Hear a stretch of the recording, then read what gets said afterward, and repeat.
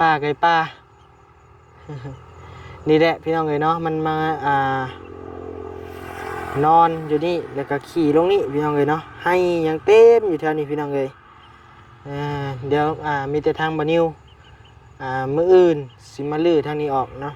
ลื้อตัวนี้ออกคือบ่นิวว่าในคลิปกินนี่แหละพี่น้องเอ้ยเนาะเพราะว่าไก่มันมานอนอยู่นี่พี่น้องเอ้ยปึ๊บที่จริงคอกมันก็มีพี่น้องเอ้ยคอกมันอยู่นั่นนะพี่น้องเนาะคอกมันแต่ว่ามันบ่นอนมันมานอนอยู่นี่เพราะมันมีเกยเด้มันได้นะมั่งไฟฟ้าว่าสีมันได้มั่งออกพี่น้องเอ้ยมั่งไม้นี่แล้วก็ลังกะซีนี่ลังกะซีนี่พี่น้องเอ้ยแล้วกับแป้งมันสะอาดแม่นนั่งกินข้าวกินน้ำตอนเพลนพี่น้องเอ้ยนั่งอยู่ตูบแคมทางเลยเนาะพี่น้องเอ้ยพี่น้องเอ้ยเนาะขออนุญาตเด้อพี่น้องเด้อเนาะคนกินข้าวกินน้ำยำแรงทำบันนิวถ่ายเบิ่งเนาะพี่น้องเนาะมันเปื้อนพี่น้องเอ้ยเดี๋ยวสิพาน้องๆเบิ่นพากันเก็บกวาดเมี่ยนมัดสะอาดนี่มากพาเบิ่งนี่ออกไก่กะฮู้เอียงนั่นหกอลีพี่น้องเอ้ยเนาะเดี๋ยวมื้ออื่นพี่น้องเอ้ยนะเดี๋ยวทางบันนิวสิพาน้องๆเพิ่นเมี่ยนมัดก่อนเพราะว่าอันนี้มันค่ำแล้วพี่น้องเอ้ยเนาะย่านงูเงี้ยวเขี้ยวกระป้อมพี่น้องเอ้ยถ้าว่าสิอันเมี่ยนมัดแกงปลาอีหยังใบหยังอันนี้ฮะต้มบดีอันนี้ก็ต้มยังก็ต้มบดียังก็จะว่าไหม ว่าไหมต้มต้มบดีส้มบอดี้ต้มบดีส้มบอดี้ต้มดีส้มดียังว่าส้มดีเจ้าจะซี่บึงดูบอลไหนบ่งาม บอลนั่นบ่แล้วก็บอลได้อีก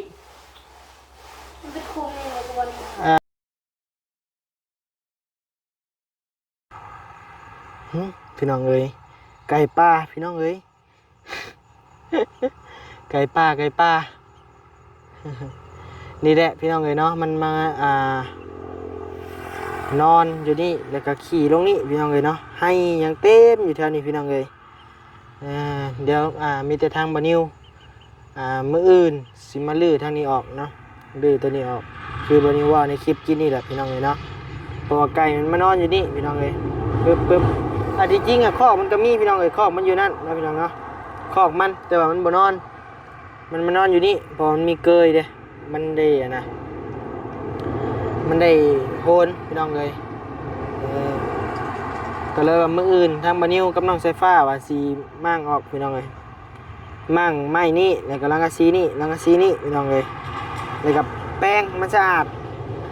แม่นนั่งกินข้าวกินน้ำตอนเพลนพี่น้องเลยนั่งอยู่ตูบแคมทางเลยเนาะโตพี่น้องเลยเนาะ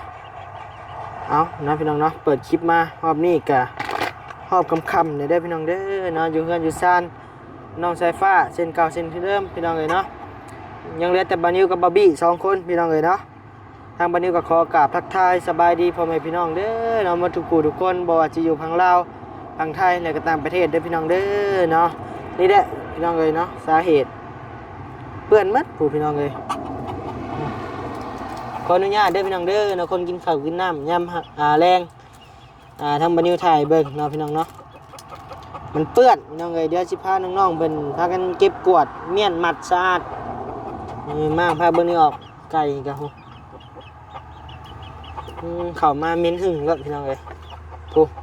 ถ้วยบ่วงนี่พี่น้องเอ้ยถ้วยบ่วงอยู่ในนี่อันนี้ก็แม่นมัดนี่ขี้ไก่มัดนี่ผู้อันนี้ก็หัวอาหารหมาหัวอาหารหมายังเต็มอยู่ผู้นี่จะขี้ไก่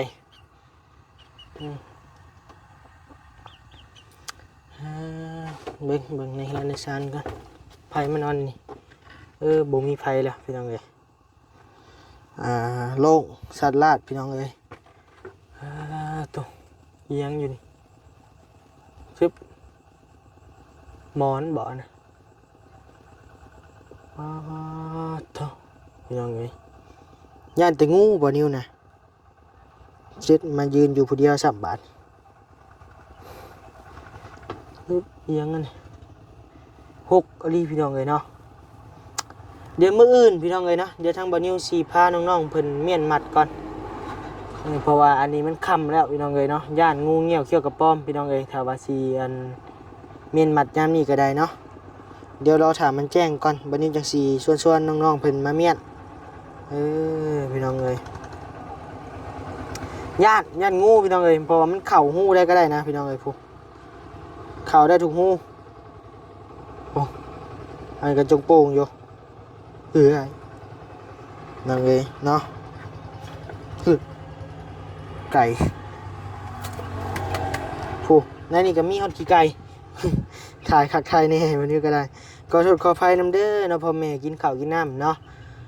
สิวันนี้มาถ่ายนี่อย่ามาเบิ่งคลิปตอนกินข้าวกินน้ำหรือว่าขี้ไก่เต็มอยู่ถ่ายให้เบิ่งพี่น้องเลยเนาะฉะนั้นบ่ถ่ายให้เบิ่งกับพี่น้องกับบ่ฮู้เนาะเด้อต่อเคยได้มามั่งออกแต่มันบ่มีแนวง่อยก็สิบ่มานอนดอกพี่น้องเลยเนาะมันมานอนกะไรนี้อันนี้เฮาไล่กันก็ไปคือเก่าเพราะบ่นอนมันอยู่นี่พี่น้องเลยเนาะมันเคยนอนนี่อันที่จริงบ่นอนมันอยู่นี่ก็มีพี่น้องเลยเบิ่งบัดนี้สิพามาเบิ่งเดี๋ยวเอาไปโคมก่อนพี่น้องเลยสบายดีแม่ชุกโดยเฮ็ดหยังนี่ฮะใส่แกงปลาอีหยังใบหยังอันนี้ฮะชมบดี อันนี้ก็ ชม อีหยังก็ ชมบดี อีหยังก็จะว่าไหม ว่าไหมชมชมบดี ส้มบอดี้ ชมบดี ส้มบอดี้ ชมดี ส้มดีอีหยังว่าส้มดีบ่เป็นว่าวส้มบอดี้หรือว่าส้มดีบอกพี่น้องเลยบัดนี้ก็บ่ฮู้เนาะแล้วว่าวบ่อยากน่ะปานใดเนาะพี่น้องเนาะบ่ตีละเมียเพิ่นสร้างอันนี้ก็บ่บี้เฮ็ดพี่น้องเลยเนาะเฮ็ดสิปลูกกงม่วงว่าซั่นเนาะพอดีแล้วปลูกแล้วก็ใหญ่ขึ้นได้ในรอบนี่เนาะหันภาพมาทางนี้พี่น้องเลยนี่ข้าวไก่เนาะพี่น้องเนาะมันมีอยู่คอกมันแต่ว่ามันบ่นอน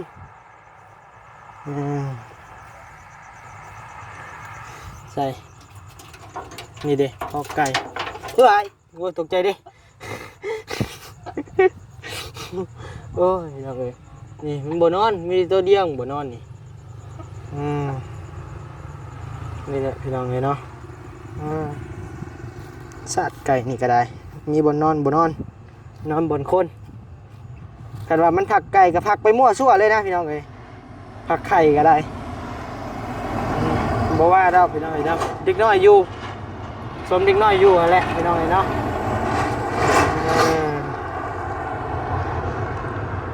สมเด็กน้อยอยู่พี่น้องเลยเว้นนี้กระติกมันนิ้วขนออกมัดให้น้องสายฟ้าขนออกมัดพี่น้องเลยไปเดี๋ยวเข้าไปเบิ่งเงินซานน้องเพิ่นก่อนมาพี่น้องเนาะฮอดขันได้แล้ว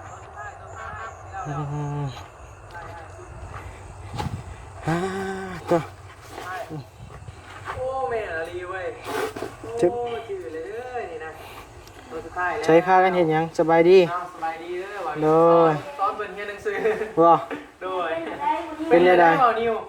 เป็นไรก็ไก่ฮ้อนเฮือนเลยได้เขียนนะบ่แม่นเด้อใส่เล่ามึงดูเขียนตัวนี้เล่าก่อนฮอเฮือนจึงโชว์ผลงานให้บ่าวนิวเบิ่งดูใส่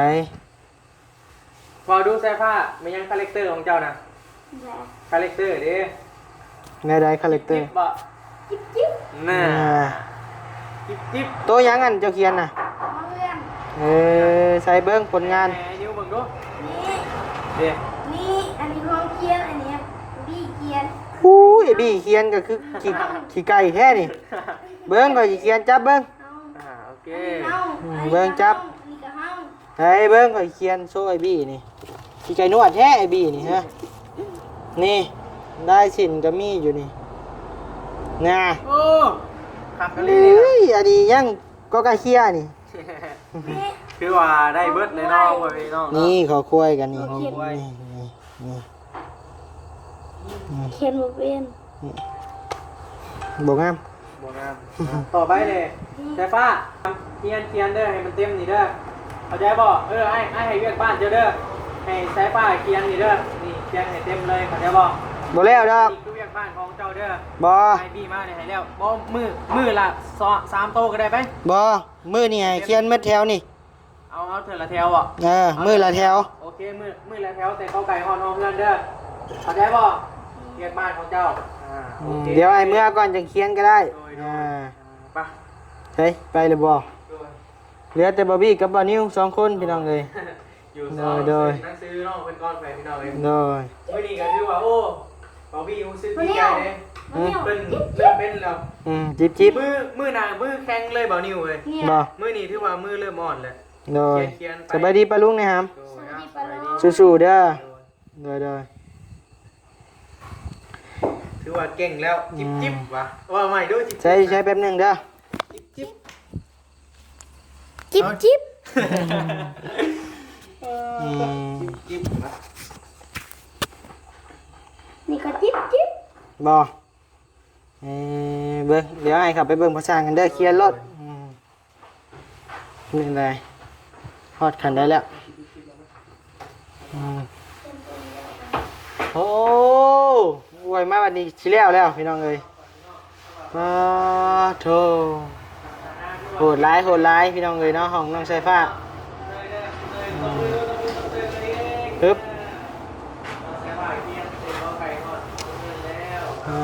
ตัวสิแล้วเลยตี้เนาะพอเนาะซ้ำนี่เนาะเหลือทั้งลุ่มเลยเนาะโอเคเลยสิเบิ้งทั้งลุ่มยังบ่แล้วพี่น้องเลยเนาะเดี๋ยวลงพองอีกจักเล็กจักน้อยลงพองน้ำใส่นี่โอเคอยู่เดี๋ยวลงพองแล้วมันก็เรียบเลยพี่น้องเลยถือว่ามือนี่พอมันก็เฮ็ดได้หลายพี่น้องเลยหลายได้เนาะตัวนี้น้ำนี่ตัวนี้แล้วก็ตัวในนี้พี่น้องเลยถือว่าโอเคเลยพี่น้องเลยเนาะตัวแล้วบอกปะนี่สบายดีเด้อพระสังเด้อโดยฮะพลอยปัดนี่บ่ มันเนี่ยว่าช่วงไหนแค่มันเลย อ่ะปัดบ่ปะนี่เดี๋ยวพี่น้องเลยแบบนี้เนาะเฮ็ดเพื่อหยังพรพลอยนี่ วายทรายคุกขึ้น บ่อยมันพูลงบ่อยมันพูเนาะบ่อยมันหยาบนั่นเองประมาณนั้นพี่น้องเอ้ย เอาทาสีมึงแบบบุขึ้นชีจ้ะ โดย ปัดลงไปได้แต่แล้ว ไปเอาคาตั้งกล้องกินนี่พี่น้อง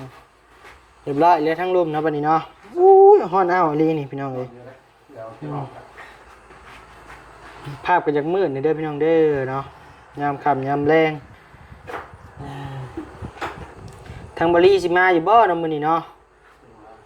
อาจจะมาอยู่มาคู่มืออยู่มาฮอบค่ำเพราะว่าทางบริก็ยังไปเบิ่งเคสอันน่ะอยู่เคสใหม่อยู่พี่น้องเอ้ย ก็จะอาบแค่ ไปเยี่ยมน้องกิ๊กบ่ ก็จะอาบไปโค้งเลย ไปออกก่อนอืม ก็ผู้สาวมาบ้านเนี่ยตัวเนี้ยที่คืนยังเปิดอยู่ดี มันเพ่ดิครับ ไปชุบมันยืมลูกไปคมเนี่ย ไปคมจะไปใช้มันหามบ่ฮะ มันก็เริ่มแล้ว ลืมมันไว้โว้ย เห็นไหม ซาดในหลายอันลืมไม่ลืมมันไว้หมด เข้าได้ ฮะ เข้าอยากได้ อืม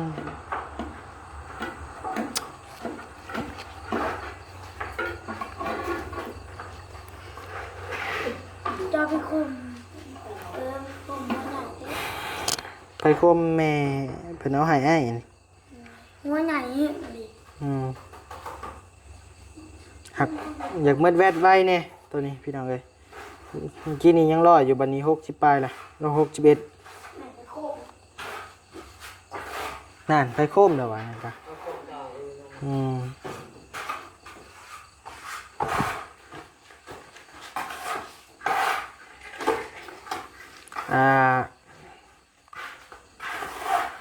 โอโปนั่นบ่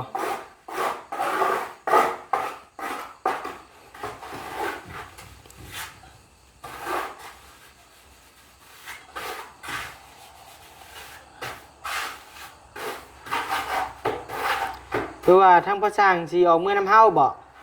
เดี๋ยวตำรวจบอกมาเอาวิ่งของเจ้า อะไรก็ ว่าคันบาวีมาคันบาวีบ่มาถึงมันเจ้านี่แหละสิแล้ว มบัดเดี๋ยวเมื่อน้ำเฮาก็ได้คะแนนว่าแล้วนะ เอาลงทองเสียจะเสียบแล้วนี่หรือเปล่า ยังแหละยังบ่ง่ายดอกแล้วก่อนก็ได้ถ่าก็ได้บ่ยากดอกทางเมื่ออยู่บ่ได้พาไปใส่เมียก็บ่มี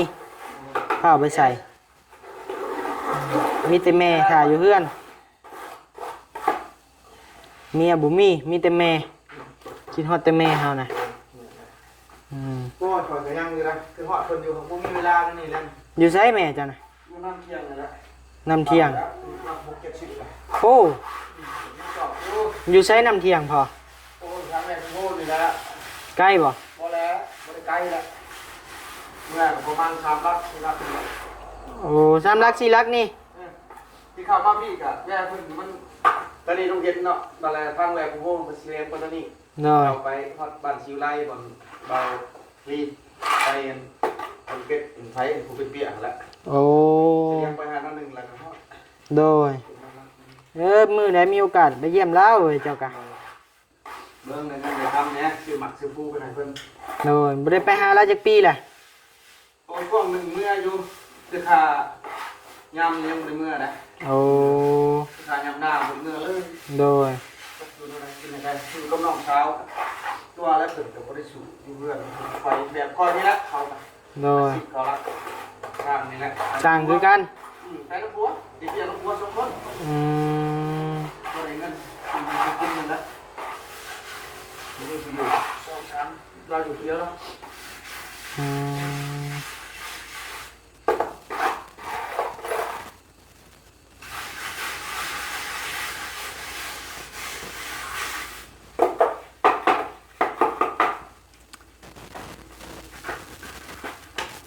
ก็สร้างสิเมื่อเบิ่งไม้เนาะพี่น้องเนาะเป็น กดตรงไม้ กดเบิ่งไม้ก็ซั่นพอเมื่อกับมันเมื่อแล้วทางเมื่อเฮาบ่ยากกว่านี้ว่าเนาะเป็นง่ายลงไปจะเพิ่มยังไงจะได้นะ เลยเดี๋ยวทางแม่ซุปอยู่นี่บ่อยู่กับลูกชายพักยังก่อนจะว่ากินเนี่ยพักยังเอามาใส่ส้มป้าน่ะ ผักกะเพราก็ ส้มถึงดี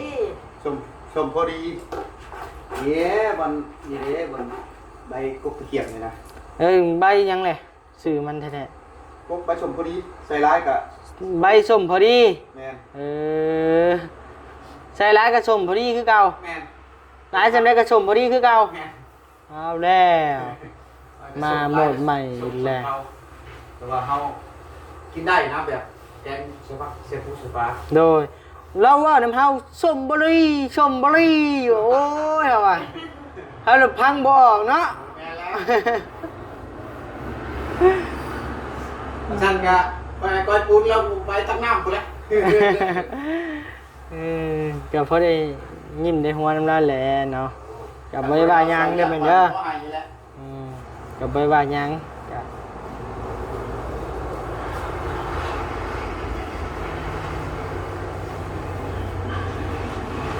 โอ้ห้องใส่ผ้าได้งามแล้วห้องใส่ผ้านี่ โอ้ยของใจผ้าผมเด็กงามแบบเจ้าก็มาช่องไปเกลื่อน บ่มาจักเทื่อบ่ ตัวแหละ ไปใช่แหละ ห้องพี่เพราะว่าเรียนสิวบ่ เฮียหนังสือกับบาร์บี้ว่าซั่น โอ้เรียนไปนั่งตามไปนั่งได้มีกลุ่มเรียนได้ โดย เขาได้มองเก็บเป็น โดยนี่ออกมาเลยใช้เขียนได้แล้วหนังสือน่ะบาร์บี้นี่ก็ดีเนาะสอนหนังสือ นี่ บัดนิ้วนี่บ่ได้ดอกซ้อนบ่ได้พี่น้องเอ้ยเนาะเพราะว่าตัวเองก็ยังอ่านบ่เที่ยงอยู่เหมือนเว้าเลยพี่น้องเอ้ยบัดนิ้วอ่านบ่ได้เก่งปานใดพออ่านได้เขียนออกอยู่แต่ว่าบ่มันบ่เก่ง ลืมว่าเดี๋ยวนี้หนังสือเขาเปลี่ยนใหม่นำแบบตัวรอบ ทเรียนนั่นนี่มาใหม่หลายอยู่ แมนมาใหม่หลายแต่เก่าตัวท้อนี่ตัวหนังสือมันเป็นของนอกตัวท้อหันหน้าตัวเขาเป็นเขาใน อ่า เขากระเทิมเขานำหลายอย่างมันเด็กดิฉันรอลิงดิฉันเขา มันมีหันหลอกหันลิ้นนี่ แล้วไปบอก คืออยู่ไทยยังบอกเว้าเลยหนังสือไทยรอลิงรอเรือรออย่างอุ้ย ตัวเรือบุกพ่อและมาถูกเก่งตัวไทยนี่เขาเขียนตัวเรือบุกพ่อ เรือปภ เรือบุกพ่อต้องเพลงบัดเขาเขียนสบายงานสบายอยู่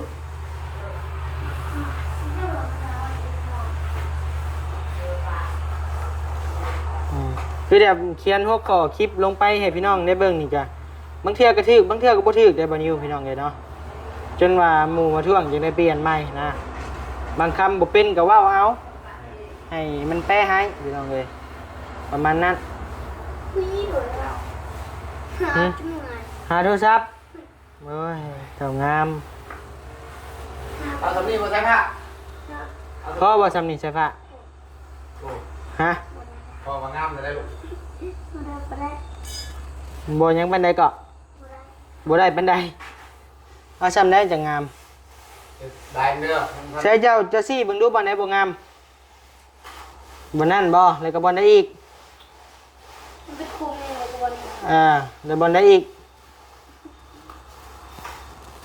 มีน้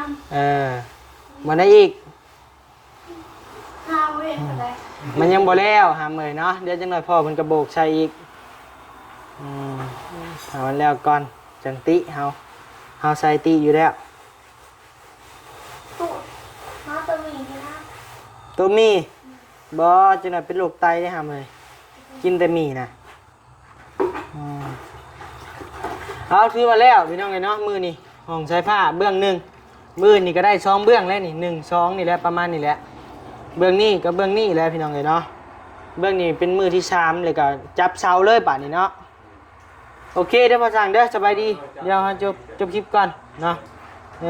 พอสั่งเดินทางกับบ่นิวมีแต่บ่นิวสิรอถ่าทั้งพอสั่งก่อนจักเล็กจักน้อยเดี๋ยวจังสิเมื่อสบายดีเด้อใช่ปะโดยสบายดีเด้อบ๊ายบาย